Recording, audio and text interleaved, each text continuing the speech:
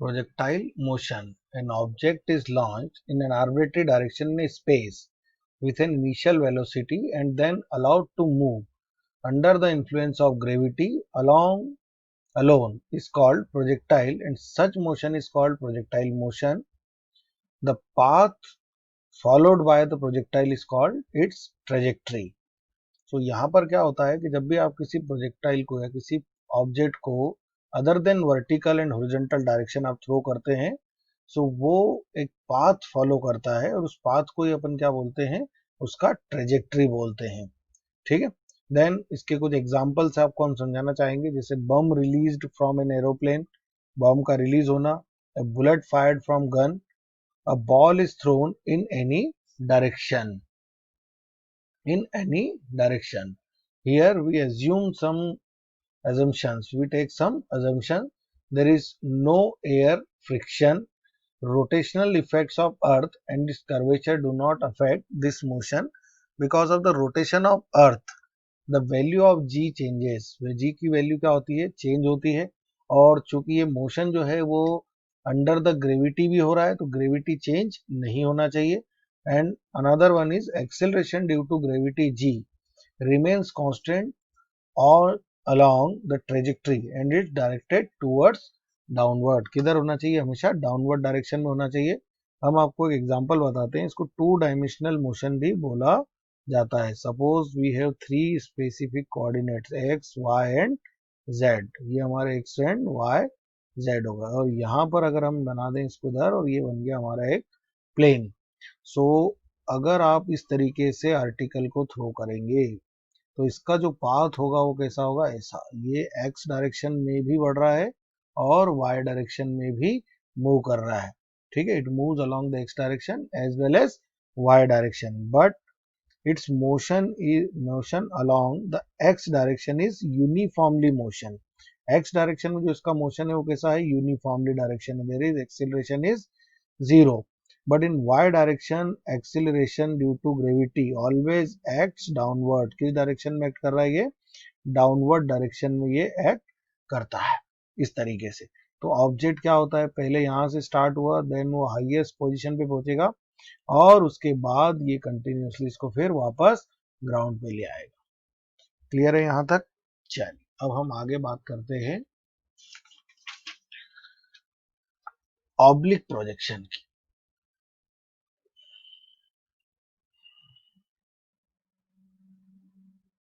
Oblique projection. A projectile is fired other than horizontal direction or fired makes an angle theta with horizontal। यहाँ से एक angle कितना बना दिया इसने, theta, and its initial velocity is u। The path of the projectile is like this। जो ये path follow करेगा वो कुछ इस तरह का होगा। अब हमको ये देखना है कि ये जो पाथ बना है, ये जो कर्व बना है, आपने प्रैक्टिकली भी देखा होगा, आप क्रिकेट कप भी देखते होंगे, ग्राउंड से जब एक प्लेयर बॉल को विकेट कीपर के हाथ में फेंकता है तो बॉल कुछ ऐसा ही पाथ बनाती है।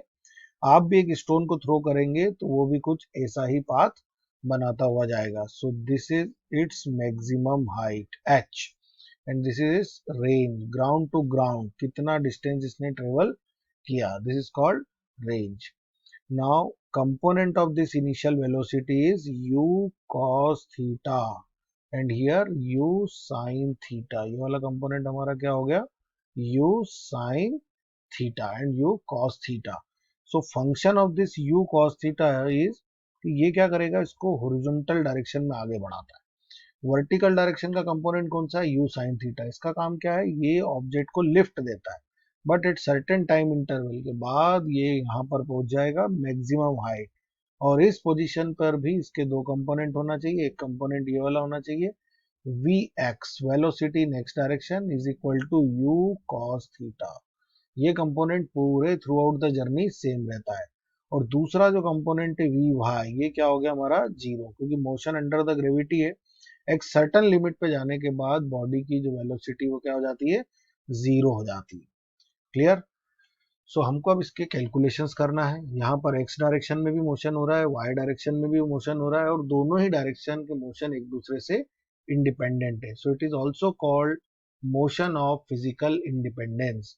So motion along x direction. So displacement along x direction. So displacement along x direction. x direction. थोड़ा सा पेज स्लिप करता है हमारा direction. So x is equal to uxt plus half of axt square. But along the x direction motion is uniform, so ax is equal to 0. So x is equal to ux t, and x is equal to ux means u cos theta, velocity component in x direction, velocity component in x direction. So here t is equal to x upon u cos theta, equation number 1. Now displacement along y direction. So y is equal to u high t minus half of, minus की जगह इसको plus ही कर लेते हैं, फिर हम इसको लिखते हैं. So u y is equal to u sine theta and ax is equal to minus g, motion against the gravity. So g is a minus. g की वैल्यू कैसे लेंगे आप? माइनस लेंगे. So u sin theta minus half of gt square, half of gt square ut. So y is equal to u sin t multiplied by, put the value of t from equation number 1. So x upon u cos theta minus half of g, x upon u cos theta square. So y is equal to cancel कर दीजिए. So x tan theta minus half of g upon u square cos square theta into x square. So y is equal to x tan theta minus g upon 2u square cos square theta into x square. So this is the equation of trajectory. जो path ये follow करने वाला है इसका equation हमारे पास आ गया है. आप हॉरिजॉन्टली x देखते जाइए, उसके अकॉर्डिंगली आपको ये y मिलना स्टार्ट हो जाएगा. और x का जो मैक्सिमम लिमिट है वो कितना है? r है. x का जो मैक्सिमम लिमिट है वो कितना है? r है. तो यहाँ पर जब आप आएंगे तो y की वैल्यू ऑटोमेटिकली आपको 0 मिल जाएगी. So this equation is called equation of trajectory. Equation of trajectory and this equation is equivalent to equation of parabola. जो आप पैराबोला की बात करते हैं, so y is equal to ax minus bx square, where a is equal to tan theta and b is equal to half of g upon u square cos square theta. So this equation is equal to parabolic equation. So path of trajectory is parabola. तो यहाँ से जो trajectory का जो path बन रहा है वो कैसा बन रहा है? पैराबोलिक पाथ बन रहा है. तो आप इसको प्रूव भी कर सकते हैं कि this path is equal to parabolic path. और पैरामीटर हमको यहाँ पर कैलकुलेट करना है. So first parameter is time taken to reach time taken to reach at maximum height और एट हाईएस्ट पॉइंट. कहाँ तक? सबसे ऊपर वाले पॉइंट तक जाने में कितना टाइम लगने वाला है. So at highest point velocity of particle is 0. So Vy is equal to Uy minus gt. Minus क्यों लगा रहे हैं? अब हम इसका एक्सप्लेनेशन बार बार नहीं देंगे, ये आपको पता है क्योंकि पार्टिकल किधर जा रहा है? Against the gravity. So time is equal to u sin theta by g. Time taken by particle to reach at maximum height. Highest point तक पहुंचने में उसको कितना टाइम लगने वाला है. क्लियर?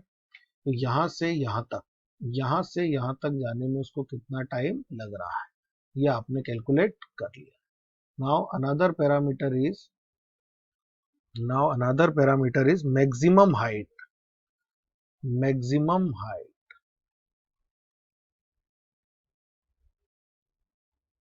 मैक्सिमम हाइट h, जो हमने वहां पर भी लिख के रखा हुआ है कैपिटल H, उसी की बात करेंगे. So we know that y is equal to displacement in y direction. Y is equal to u y t minus half of gt square. So this y is equal to h and u sin theta. U sin theta. और यहाँ पर आप time की value put कर दीजिए. यहाँ तक पहुंचने में जो हमको टाइम लग रहा था वो कितना था, u sin theta by g minus half of g u sin theta by g square. So h is equal to u sin square theta by g minus half of g u square sin square theta by g square. Cancel कर दीजिए. So h is equal to u sin square theta by g minus u square sin square theta by g और ये 2. So आप इसको solve करेंगे LCM लेने के बाद. After LCM you will get sign, यहाँ पर हमारा u square, u into you square, this u multiplied by this u. So u square sine square theta upon 2g. ये आपका इक्वेशन हो गया, equation of value for highest point. ठीक है, जहां तक हाईएस्ट पॉइंट तक पहुंचने के लिए वैल्यू कितना होगा, तो इतना होगा. ठीक है, h आप डायरेक्ट कैलकुलेट कर सकते हैं. Another parameter is horizontal range. Next is horizontal range, but before horizontal we would calculate total time. हमको क्या कैलकुलेट करना पड़ेगा, टोटल टाइम ऑफ फ्लाइट. भाई पूरी जर्नी में उसको कितना टाइम लग रहा है. वैसे तो सिंपल कॉन्सेप्ट है, जितना टाइम जाने में लगता है उतना ही टाइम आने में लगता है. आप डबल भी कर सकते हैं, but again at highest point total journey अगर आप बात कर रहे हैं तो net displacement is zero. Net displacement in y direction is zero. Y direction में नेट डिस्प्लेसमेंट क्या हो रहा है, जीरो, क्योंकि जहां से स्टार्ट किया वापस वहीं पर आ गए आप. जहां से आपने स्टार्ट किया आप वहीं पर आ गए. U sine theta into t minus half of g t square. So for total time u sine theta into t is equal to half of g t square. एक टी कैंसिल कर दीजिए. So this t is equal to 2u sine theta by g. अब हम यहाँ पर small T को भी capital T में लिख रहे हैं ताकि आपको कंफ्यूजन ना हो. This is for total time.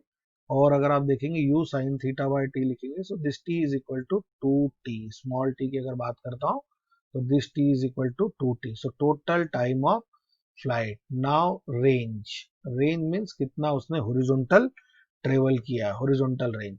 So range is equal to displacement is equal to velocity multiplied by time. So this r is equal to u cos theta multiplied by time. So time means total time of flight. It is total time of flight, क्योंकि जब आपका particle पूरे duration की बात कर रहे हैं तो यहाँ से यहाँ तक, सो टोटल टाइम आना चाहिए इस रेंज के अंदर.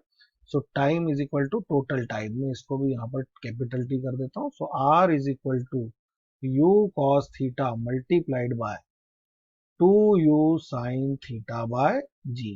So it is r is equal to u square 2 sin theta cos theta upon g. So this r is equal to u square sin 2 theta upon g. This r is equal to u square sin 2 theta upon g. So ये हमारा हो गया यहाँ तक.